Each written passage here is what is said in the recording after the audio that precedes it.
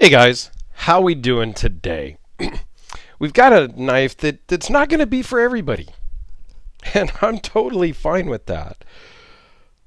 Most of the stuff, I just show a range of knives, everyone.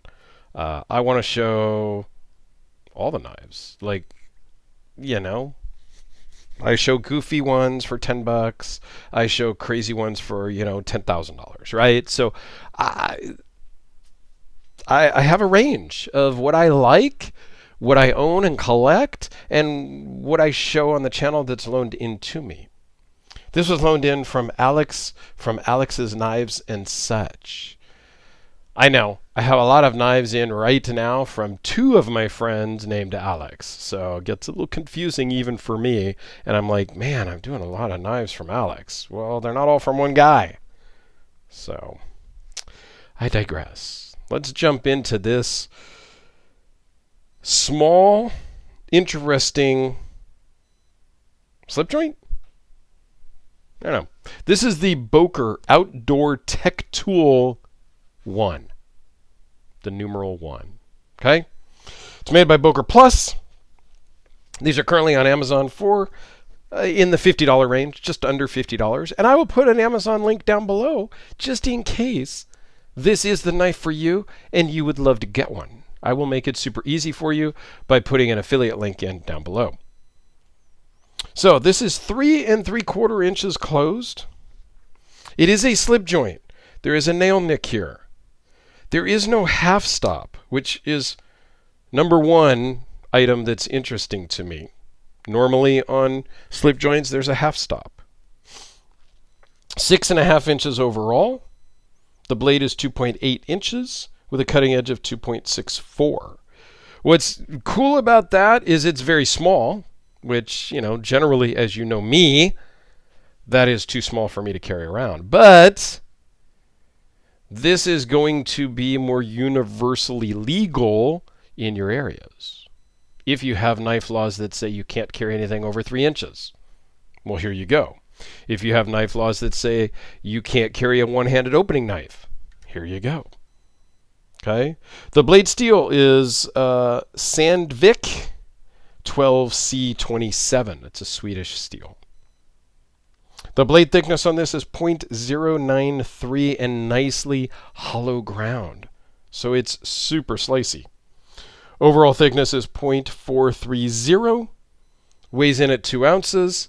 And like I said, it's a slip joint. There is no lock on it. It's just the spring.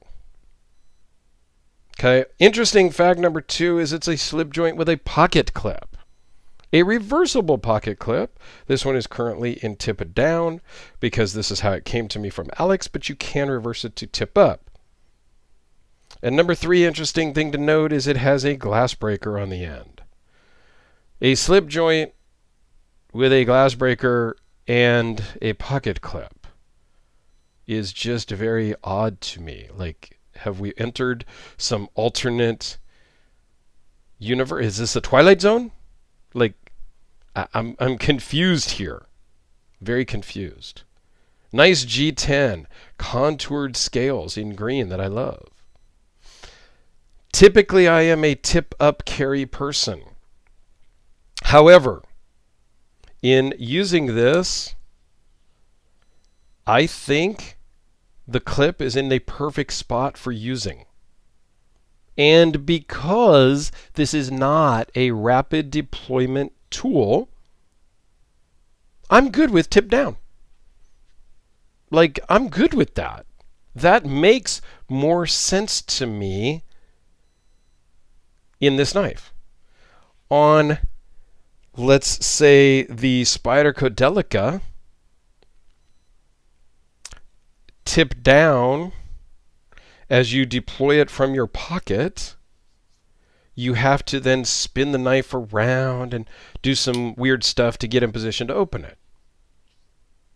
Whereas tip up, you kind of reach in, you pull it from your pocket, and you're pretty much in position to open the knife, right? So that's one of the reasons for tip up carry.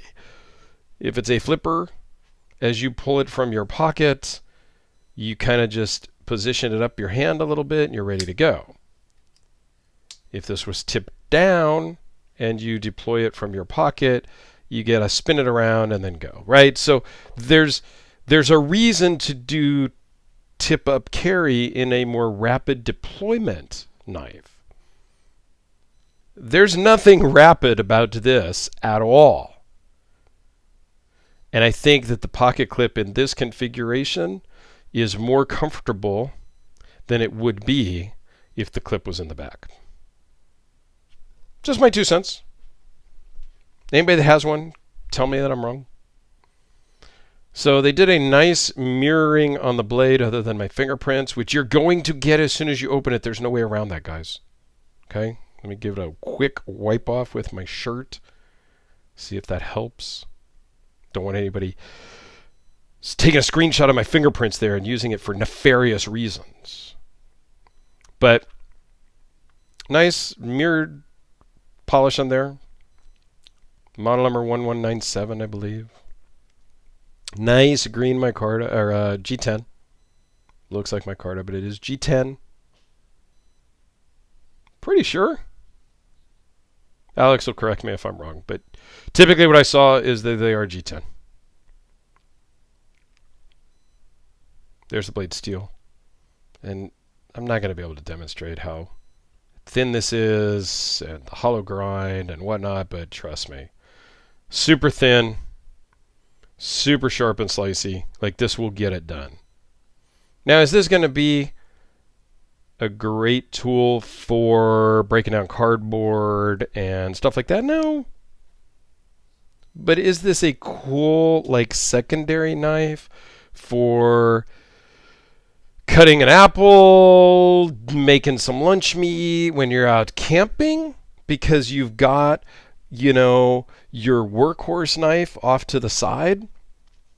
You know, let's say you're using your steel wheel nutcracker as your, you know, daily carry when you're out, you know, hiking.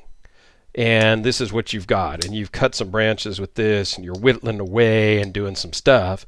And it comes around lunchtime and it's time to cut open the apple and cut some cheese and crackers and whatnot.